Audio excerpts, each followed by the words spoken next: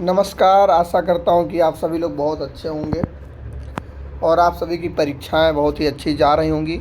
जैसा कि आप सभी को पता है कि 29 अप्रैल को आईपीटी की परीक्षा है सभी विश्वविद्यालय में, सिद्धार्थ विश्वविद्यालय से एफिलेटेड सभी कॉलेजों में। और जिन भी कॉलेजों में 6 सेमेस्टर में आईपीटी पढ़ाया जाना है उसमें प्रश्न इसी पीडीएफ से आने वाले हैं।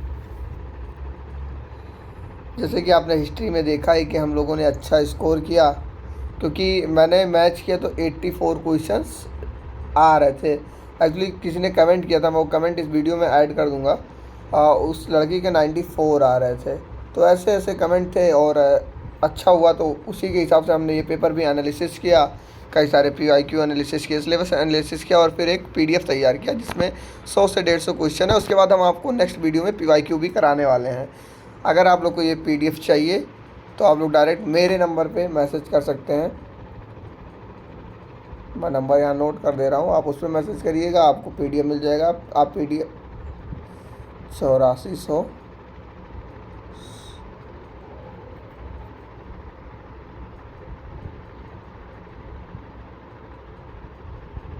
ठीक है, आप इस नंबर पर मैसेज करिएगा, आपको पीडीएफ मिल जाएगा तुरंत। चलिए शुरू करते हैं। भारतीय राजनीति विचारक, आप सभी को पता है कि पेपर इजी होगा और अच्छा होगा और पेपर इससे बाहर नहीं होगा।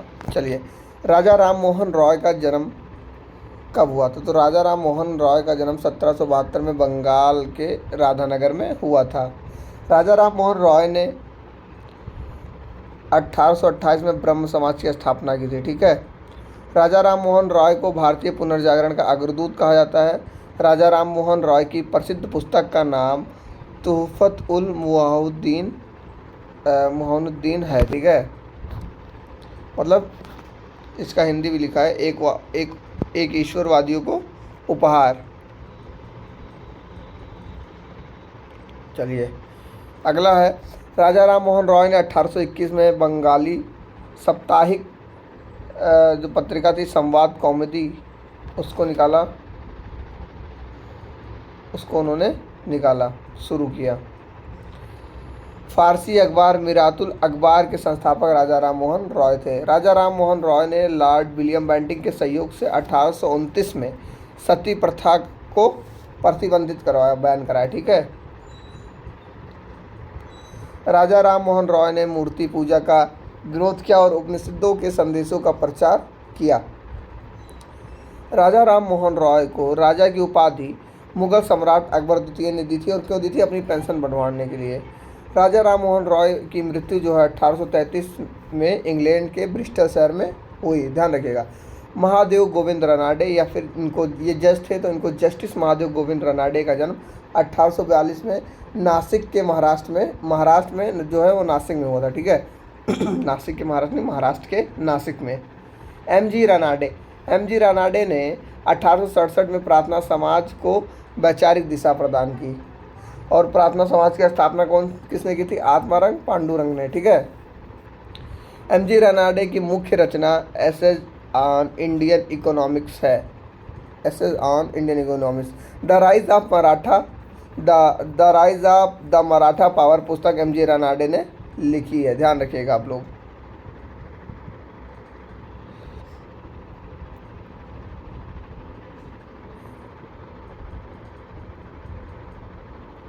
एम जी रनाडे ने 1870 में पूना सार्वजनिक सभा की स्थापना में मुख्य भूमिका निभाई। रनाडे ने भारतीय राष्ट्रीय कांग्रेस के गठन 1885 में महत्वपूर्ण योगदान दिया। रनाडे को महाराष्ट्र का सुकरात और पश्चिम भारत का पुनर्जागरण कर्ता कहा जाता है। रनाडे ने विधवा विवाह के समर्थन में विडो मैरिज एसोसिएशन बनाया। ठीक है, रनाडे के राजनीतिक शिष्य गोपाल कृष्ण गोखले थे। अब गोपाल कृष्ण गोखले देखिए, एम जी रनाडे के जो शिष्य थे वो गोपाल कृष्ण गोखले थे। रुकिए आपको समझाता हूँ। एम जी रनाडे, ठीक है, कि जो शिष्य थे वो कौन थे? गोपाल कृष्ण गोखले। अब इनके स्टूडेंट कौन थे? महात्मा गांधी। तो ठीक है, तो ये इनके गुरु, ये इनके गुरु, ये इनके शिष्य और ये इनके शिष्य। तो ध्यान रखिएगा आप लोग, ये कभी कभी सीक्वेंस पूछ लेता है। चलिए, कर्नाटक का मुख्य कार्य भारतीयों गरीबी के कारण आर्थिक विश्लेषण करना था। जो भारतीयों का गरीबी का जो था वो आर्थिक स्वामी विवेकानंद का जन्म 12 जनवरी 1863 को कलकत्ता में हुआ था। बहुत ही पॉपुलर क्वेश्चन है। स्वामी विवेकानंद के बचपन का नाम नारायण था, पिछली बार रिपीटेड है सारे प्रश्न। विवेकानंद के गुरु का नाम रामकृष्ण परमहंस था। विवेकानंद ने 1893 में शिकागो के विश्व धर्म सम्मेलन में ऐतिहासिक भाषण दिया। मेरे अमेरिकी भाइयों बहनों, इस पर बहुत देर तक तालियां बजी थी। ठीक है, ये सब मतलब आपको बताया जाता है। विवेकानंद ने 1897 में रामकृष्ण मिशन की स्थापना की थी। विवेकानंद की प्रसिद्ध जो रचनाएं हैं राजयोग, कर्मयोग और भक्ति योग है। प्रबुद्ध भारत और उद्बोधन पत्रिकाओं का संबंध विवेकानंद से है। विवेकानंद ने व्यवहारिक वेदांत का सिद्धांत दिया। विवेकानंद के जन्म दिवस 12 जनवरी को राष्ट्रीय युवा दिवस के रूप में मनाया जाता है। 12 जनवरी को राष्ट्रीय युवा दिवस के रूप में मनाया जाता है। 30 विवेकानंद का मुख्य योगदान युवाओं में आत्मविश्वास और आध्यात्मिक चेतना जागृत करना है या जगाना है। महात्मा गांधी का जन्म 2 अक्टूबर 1869 को पोरबंदर के गुजरात के पोरबंदर में हुआ। गांधी जी के पिता का नाम करमचंद गांधी और माता का नाम पुतलीबाई था।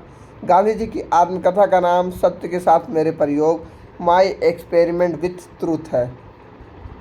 गांधी जी ने 1909 में प्रसिद्ध पुस्तक हिंद स्वराज लिखी, और ये गांधी जी ने यात्रा के दौरान लिखी थी हिंद स्वराज पुस्तक। यात्रा कहाँ से कहाँ तक कर रहे थे सर? इंग्लैंड से दक्षिण अफ्रीका, साउथ अफ्रीका की यात्रा कर रहे थे। गांधी जी के राजनीतिक गुरु गोपाल कृष्ण गोखले। गांधी जी ने दक्षिण अफ्रीका में नटाल भारतीय कांग्रेस की स्थापना की थी। ठीक है, और इसकी स्थापना इसलिए की थी क्योंकि वो कुछ भारतीयों को वहाँ पे वोटिंग का पावर नहीं दिया गया था। गांधी जी ने 1917 में चंपारण सत्याग्रह से भारतीय राजनीति में प्रवेश किया। जब गांधी जी 9 जनवरी 1915 को भारत में आए, कहाँ से?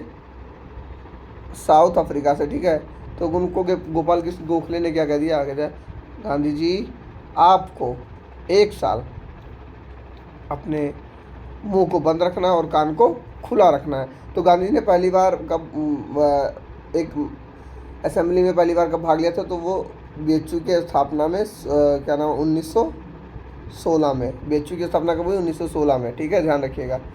गांधी जी ने 1920 में असहयोग आंदोलन और 1930 में सविनय अवज्ञा आंदोलन का नेतृत्व किया।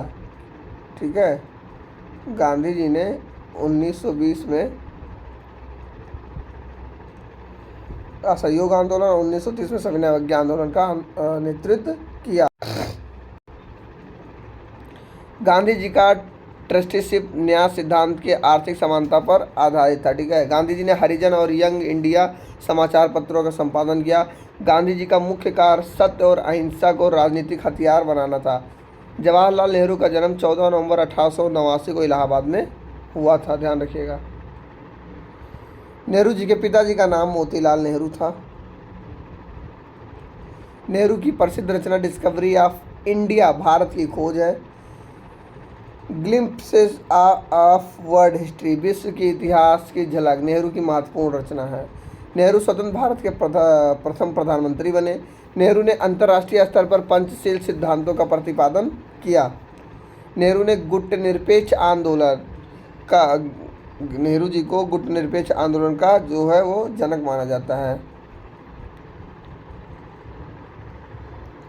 नेहरू ने नेशनल हेराल्ड नामक समाचार पत्र शुरू किया। ठीक है,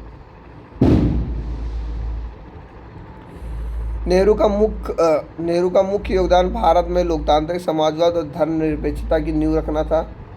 सुभाष चंद्र बोस का जन्म 23 जनवरी 1897 को कटक उड़ीसा में हुआ। सुभाष चंद्र बोस के राजनीतिक गुरु चित्तरंजन दास थे।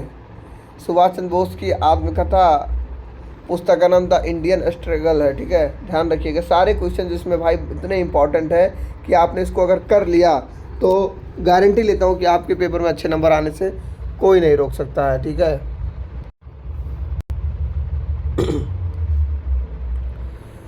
बोस ने 1938 में हरिपुरा और 1939 में त्रिपुरी में कांग्रेस के अध्यक्ष रहे और इसमें मतभेद हुआ था गांधी जी से। कौन से वाले में? 1993 वाले में। इसमें गांधी जी पट्टवी सीतारामैया जी को क्या अध्यक्ष बनाना चाहते थे, ठीक है, लेकिन इतने विरोध के बाद भी सुभाष चंद्र ही अध्यक्ष बने थे।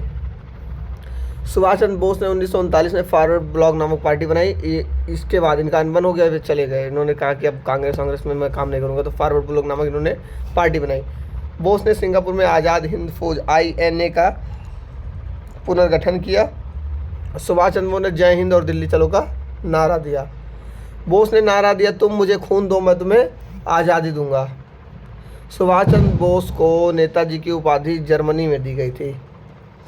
बोस का मुख्य जो कार्य था, इनका जो मुख्य कार्य था सशस्त्र क्रांति के माध्यम से भारत को स्वतंत्र कराना। अब आ गए ज्योतिबा फुले जी। ज्योतिबा फुले जी को आप लोग अच्छे जानते होंगे। जानना आप लोग ज्योतिबा फुले की पुस्तक को पढ़िए, जो उनकी पुस्तक है गुलामगिरी, उसको आप लोग पढ़िए, ठीक है। ज्योतिबा फुले का जन्म 1827 में महाराष्ट्र के सतारा में हुआ था। ज्योतिबा फुले की पत्नी सावित्रीबाई फुले थी, जिन्होंने स्त्री शिक्षा में योगदान दिया था। ज्योतिबा फुले ने 1873 में सत्य शोधक समाज की स्थापना की थी। ज्योतिबा फुले की सबसे प्रसिद्ध रचना है गुलामगिरी। ज्योतिबा फुले ने सार्वजनिक सत्य धर्म नामक पुस्तक भी लिखी थी। फुले ने 1848 में पुणे में दलित लड़कियों के लिए पहला स्कूल खोला था। कोई भी काम ना पता है पहला एकदम करना बहुत ज़्यादा मतलब डिमोटिवेट करने जैसा होता है। शुरू में शुरू किया इन्होंने, इनको बहुत सारी यातनाएं सहनी पड़ी, समाज ने बहुत ज़्यादा इनका बहिष्कार किया, इनके विद्यालय का और इनका। ज्योतिबा फुले को 1888 में जनता द्वारा महात्मा की उपाधि दी गई। फुले का मुख्य कार्य जातिवाद और ब्राह्मणवादी वर्चस्व के खिलाफ संघर्ष करना था। फुले का जो था मुख्य कार्य यही था।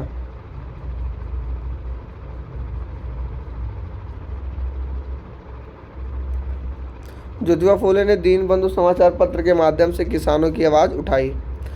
फुले को आधुनिक भारत का महान समाज सुधारक और दलितों का मसीहा माना जाता है। डॉक्टर BR अम्बेडकर, बाबा साहब भीमराव अम्बेडकर, ठीक है। डॉक्टर BR अम्बेडकर का जन्म 14 अप्रैल 1891 के मऊ मध्य प्रदेश में हुआ था।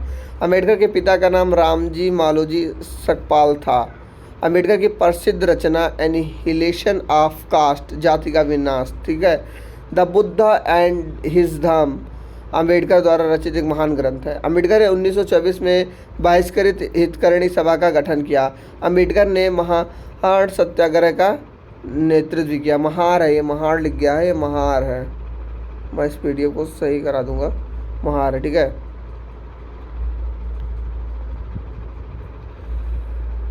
अम्बेडकर भारतीय संविधान की प्रारूप समिति के अध्यक्ष थे। अम्बेडकर स्वतंत्र भारत के पहले कानून मंत्री भी थे। अम्बेडकर ने मूकनायक और बहिष्कृत भारत की पत्रिकाओं का संपादन किया। अम्बेडकर का मुख्य कार्य दलितों के राजनीतिक अधिकारों और सामाजिक समानता के लिए लड़ना था। अम्बेडकर ने 1956 में नागपुर में बौद्ध धर्म स्वीकार किया था। अम्बेडकर के समाधि स्थल पर को चैत्य भूमि कहा जाता है, ठीक है। MN रॉय का जन्म 1887 में पश्चिम बंगाल में हुआ था। MN रॉय, ध्यान रखिएगा। MN रॉय का वास्तविक नाम नरेंद्र भट्टाचार्य था। MN रॉय की मुख्य रचना इंडिया इन ट्रांजिशन था, ठीक है। New humanism and manifesto MN Roy की दार्शनिक रचना है। MN रॉय ने नव मानववाद का सिद्धांत दिया। MN रॉय ने 1920 में ताशकंद में भारतीय कम्युनिस्ट पार्टी की स्थापना की। MN रॉय ने रेडिकल डेमोक्रेटिक पार्टी 1940 का गठन किया। MN रॉय ने इंडिपेंडेंट इंडिया, वैनगार्ड पत्रों का संपादन किया। MN रॉय का मुख्य योगदान मार्क्सवाद और लोकतंत्र की नई व्याख्या करनी थी, ठीक है। MN रॉय ने पार्टी विहीन लोकतंत्र का विचार प्रस्तुत किया, ठीक है। डॉक्टर राम मनोहर लोहिया का जन्म 1910 में अकबरपुर उत्तर प्रदेश में हुआ। लोहिया की प्रसिद्ध रचना व्हील ऑफ हिस्ट्री, इतिहास का चक्र है। मार्क्स, गांधी एवं सोशलिज्म लोहिया की एक महत्वपूर्ण कृति है। लोहिया ने कांग्रेस सोशलिस्ट पार्टी की स्थापना में सक्रिय भूमिका निभाई। लोहिया ने चौखंबा राज्य का सिद्धांत दिया, गांव, मंडल, प्रांत, केंद्र, ठीक है। लोहिया ने सप्त क्रांति, 7 क्रांतियाँ का विचार समाज परिवर्तन हेतु दिया। लोहिया ने अंग्रेजी हटाओ, दाम दाम बांधो जैसे आंदोलन चलाए। ठीक है। लोहिया का मुख्य कार्य भारतीय समाजवाद को ग्रामीण और क्षेत्रीय पहचान देना था। बी.डी. सावरकर का जन्म 1883 में नासिक के पगूर गांव में हुआ। सावरकर की प्रसिद्ध रचना हिंदुत्व, हु इज़ हिंदू है। ठीक है। सावरकर ने 1857 के विद्रोह में the Indian war of independence 1857 की पुस्तक लिखी। सावरकर ने 1904 में क्रांतिकारी संगठन अभिनव भारत की स्थापना की। सावरकर ने हिंदू महासभा के अध्यक्ष के रूप में कार्य किया। सावरकर ने लंदन में इंडिया हाउस के माध्यम क्रांतिकारियों का गठन किया। सावरकर ने 6 गौरवशाली अध्याय नामक ऐतिहासिक पुस्तक लिखी है। सावरकर का मुख्य योगदान सांस्कृतिक राष्ट्रवाद और हिंदुत्व की परिभाषा देना था। सावरकर को अंडमान की सेलुलर जेल में दोहरे आजीवन कारावास की सजा मिली। सावरकर को अस्पृश्यता निवारण के लिए रत्नगिरी पतित पावन मंदिर बनवाया। ठीक है। सावरकर ने एम.एस. गोलवलकर का जन्म 1906 में रामटेक महाराष्ट्र में हुआ था। एम.एस. गोलवलकर का पूरा नाम माधवराव सदाशिवराव गोलवलकर था। उन्हें श्री गुरुजी कहते थे। श्री गुरुजी आरएसएस के राष्ट्रीय स्वयंसेवक संघ के द्वितीय सरसंघ चालक भी थे ये। ठीक है। गोलवलकर की मुख्य रचना बंच ऑफ थॉट्स, विचार नवनीत है। वी और आवर नेशनहुड डिफाइंड गोलवलकर के शुरुआती विचारों की पुस्तक है। गोलवलकर राष्ट्रीय स्वयंसेवक संघ आरएसएस के दूसरे सरसंघ चालक थे। गुरुजी ने संघ को अखिल भारतीय स्तर पर संगठित किया और विस्तृत किया। ठीक है। गुरुजी का मुख्य कार्य सांस्कृतिक राष्ट्रवाद और हिंदू संगठन को मजबूत करना था।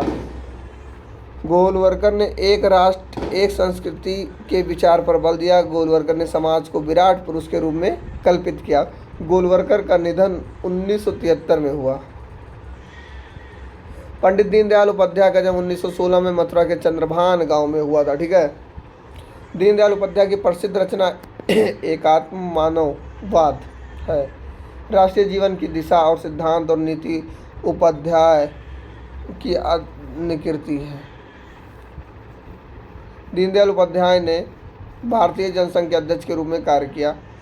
उपाध्याय ने एकात्म मानववाद का दर्शन दिया जो व्यक्ति और समाज के समन्वय पर आधारित है। दीनदयाल उपाध्याय के अंत्योदय अंतिम व्यक्ति का उत्थान का भी विचार दिया। उपाध्याय जी ने पंचजन और स्वदेश पत्रिकाओं का प्रकाशन शुरू किया। उपाध्याय का मुख्य कार्य भारतीय राजनीति को स्वदेशी विचारिक आधार प्रदान करना था। दीनदयाल उपाध्याय की मृत्यु जो है वो 1968 में मुगल सराय के रेलवे स्टेशन पे हुई थी और आज तक इस घटना का कुछ नहीं हो पाया। उपाध्याय ने चिति को राष्ट्र की आत्मा कहा था। महर्षि अरविंदो घोष का जन्म 1872 में कलकत्ता में हुआ था। अरविंदो की सबसे प्रसिद्ध दार्शनिक रचना द लाइफ डिवाइन है। आप लोगों को कमेंट करके बताना अरविंदो घोष जो थे वो उदारवादी थे या उग्रवादी। आप लोगों को कमेंट करके बताना है कि अरविंदो घोष जो थे वो उदारवादी थे या उग्रवादी। अरविंदो ने वंदे मातरम और कर्मयोगी समाचार पत्रों का संपादन किया। अरविंदो ने आध्यात्मिक राष्ट्रवाद का सिद्धांत का प्रतिपादन किया। ठीक है। अरविंदो ने बंगाल विभाजन के दौरान सक्रिय क्रांतिकारी में भाग लिया। अरविंदो ने निष्क्रिय प्रतिरोध का विचार दिया। अरविंदो ने राजनीति छोड़कर पांडिचेरी में अपना आश्रम स्थापित किया। अरविंदो का मुख्य कार्य मानव चेतना के विकास और पूर्ण योग का मार्ग दिखाना था।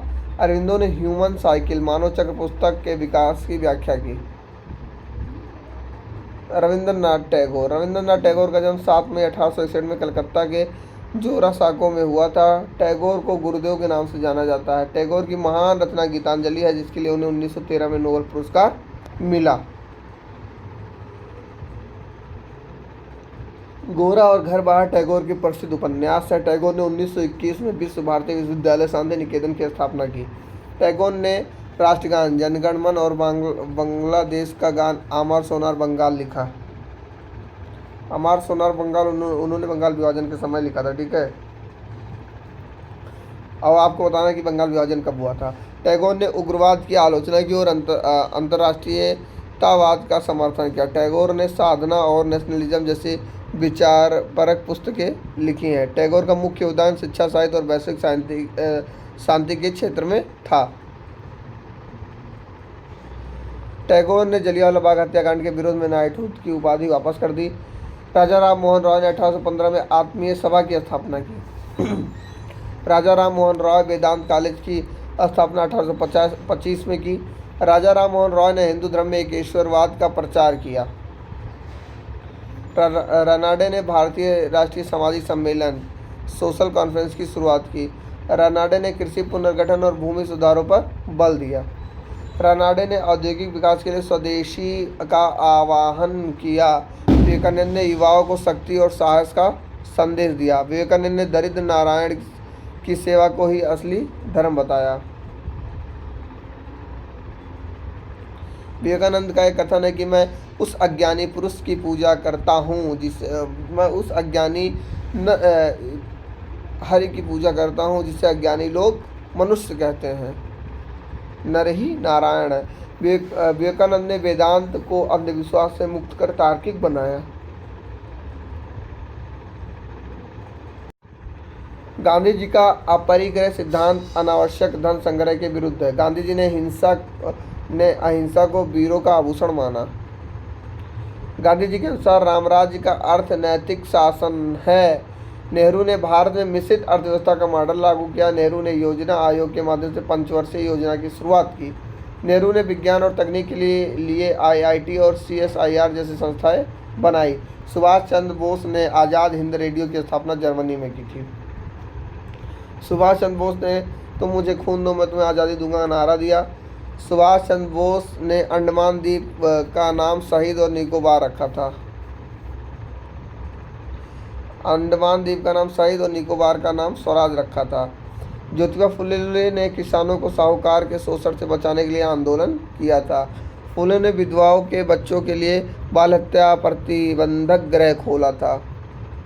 ज्योतिबा फुले ने छत्रपति शिवाजी को अपना आदर्श और लोकनायक माना। अंबेडकर ने 1836 में इंडिपेंडेंट लेबर पार्टी का गठन किया। अंबेडकर ने अनुच्छेद 32 संवैधानिक उपचारों का अधिकार संविधान की आत्मा कहा है। पिछली बार प्रश्न सीधा पूछा था कि संविधान की आत्मा किस अनुच्छेद को कहा जाता है, तो अनुच्छेद 32 को संविधान की आत्मा कहा जाता है। अंबेडकर ने शूद्र कौन थे, हु वेयर द शूद्रास नामक पुस्तक लिखी। MN रॉय ने क्रांति को मानव मस्तिष्क की मुक्ति माना। MN रॉय के अनुसार लोकतंत्र का आधार स्थानीय समितियां होनी चाहिए। MN रॉय ने वैज्ञानिक मानववाद का समर्थन किया। लोहिया ने हिमालय बचाओ और जनता की वाणी के नारे दिए। लोहिया ने विश्व सरकार वर्ल्ड गवर्नमेंट की कल्पना की थी। लोहिया ने पिछड़े वर्गों के लिए 60% आरक्षण की मांग की थी।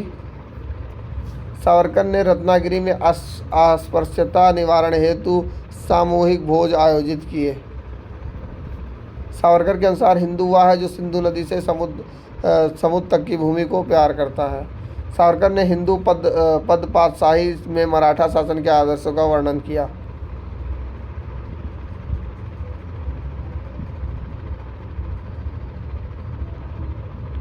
गोलवलकर ने संस्कृति राष्ट्रवाद को राजनीतिक राष्ट्रवाद से श्रेष्ठ माना। गोलवलकर ने संघ के स्वयंसेवकों को चरित्र निर्माण का संदेश दिया। गोलवलकर ने भारतीय संविधान की एकात्मक प्रणाली का समर्थन किया। दीनदयाल उपाध्याय के अनुसार अर्थायाम का अर्थ है धन का अभाव और प्रभाव दोनों से मुक्ति। दीनदयाल उपाध्याय ने चित्त और विराट को राष्ट्र जीवन के दो अंग माने। उपाध्याय ने समाजवाद और पूंजीवाद दोनों को मानव का विरोधी बताया। अरविंदो घोष के अनुसार राष्ट्रवाद एक पवित्र धर्म है जो ईश्वर की देन है। अरविंदो ने अतिमानस की प्राप्ति योग का लक्ष्य माना।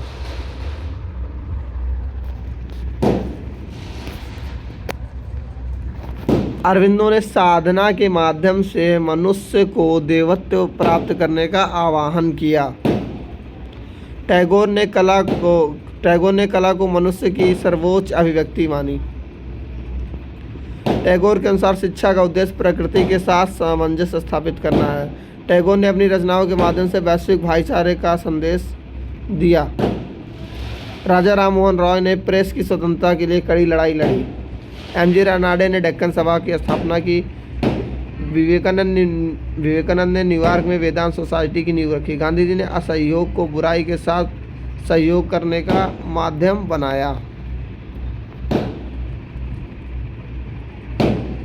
नेहरू का उद्देश्य, ये सिर्फ मैं बता रहा हूँ 250 ये प्रश्न है और इससे बाहर कहीं से पेपर आ नहीं सकता। पेपर इसी 250 क्वेश्चन से आएगा, चाहे आप बाद में आके मिला लीजिए। और जो यहाँ तक रुका है उसके लिए मैं एक स्पेशल गिफ्ट लेके आया हूँ, जान लीजिए। नेहरू का उद्देश्य प्रस्ताव संविधान की प्रारूप प्रस्तावना का आधार बना। सुभाष चंद्र बोस ने रानी रेजिमेंट का नाम से महिला वाहिनी बनाई। ज्योतिबा फुले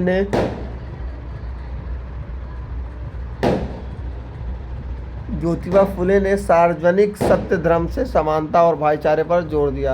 अम्बेडकर ने हिंदू कोड बिल के माध्यम से महिला अधिकारों की वकालत की। एम.एन. रॉय ने साम्यवाद को अधिक मानवीय बनाने का प्रयास किया। लोहिया ने समाजवाद के अंतर्गत छोटे यंत्रों के प्रयोग पर बल दिया। सावरकर ने अभिनव भारत के जरिए युवाओं में वीरता का संचार किया। गोलवलकर ने भारतीय संस्कृति की विरासत को सुरक्षा कवच माना। दीनदयाल उपाध्याय ने विकेंद्रीकृत अर्थव्यवस्था का समर्थन किया। अरविंदो घोष ने कर्मयोगी पत्रिका के माध्यम से युवाओं को जगाया। टैगोर ने शांति निकेतन को शिक्षा का एक वैश्विक मॉडल बनाया। राजा राम मोहन रॉय ने शैक्षणिक आधार सुधार हेतु हिंदू कॉलेज की स्थापना की।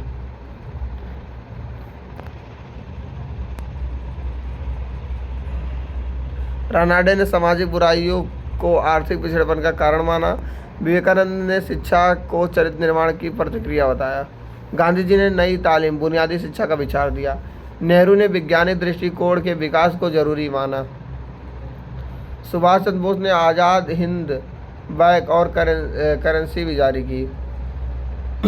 ज्योतिबा फुले ने ब्राह्मणवादी पुरोहितों के बिना विवाह संस्कार का विचार दिया। अम्बेडकर ने समान नागरिक संहिता यूसीसी का समर्थन किया। एम.एन. रॉय ने संस्थागत लोकतंत्र के स्थान पर सहभागी लोकतंत्र पर जोर दिया। लोहिया ने रोटी और आज़ादी दोनों को एक साथ प्राप्त करने की बात कही। सावरकर ने सैन्यीकरण को राष्ट्रीय रक्षा हेतु अनिवार्य माना। गोलवलकर ने स्वयंसेवकों को धर्म और राष्ट्र के प्रति समर्पित होने का मंत्र दिया। दीनदयाल उपाध्याय ने अंत्योदय को आर्थिक विकास का पैमाना माना।